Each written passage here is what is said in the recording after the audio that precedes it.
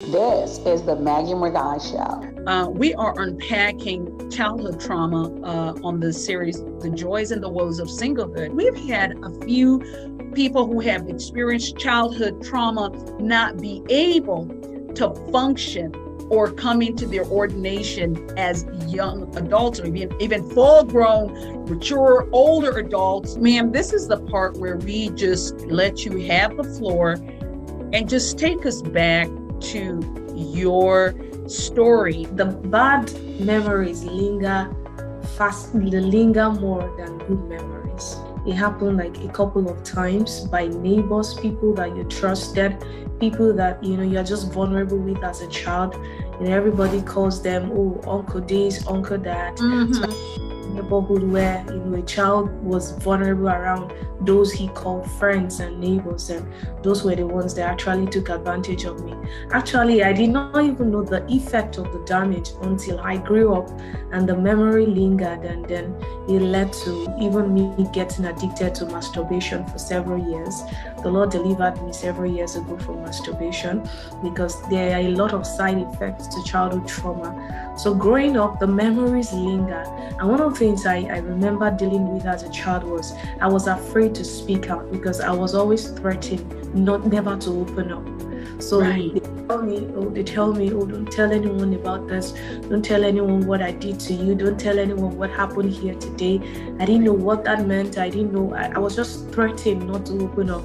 There were several times I would want to talk to. Do you know, I didn't have the courage to open up to my parents until I was an adult. It was that terrible. While growing up, I understood better what it meant. But one thing about it, a child's innocence is once it's taken away, the desire to constantly have sex will always be there.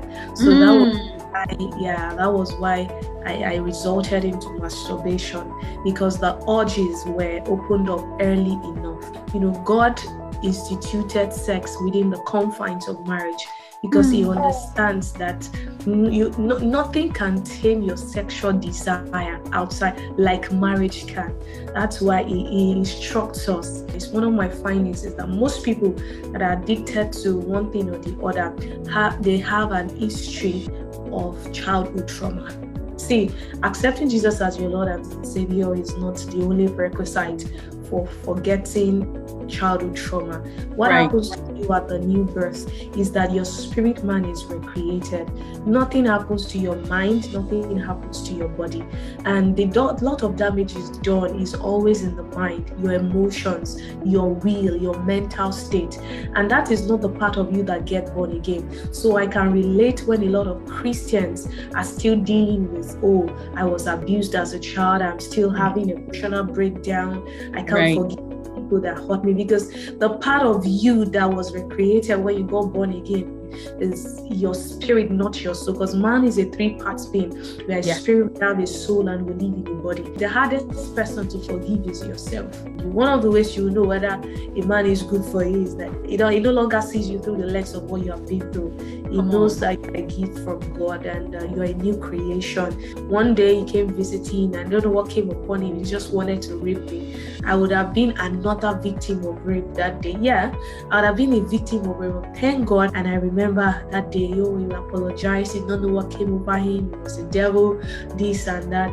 So in the course of struggling, on the floor, fighting for myself and all that, I had hurt my whole body. I was having body pains. One thing about childhood trauma is if you don't recover, you will keep attracting the kind of people that hurt you.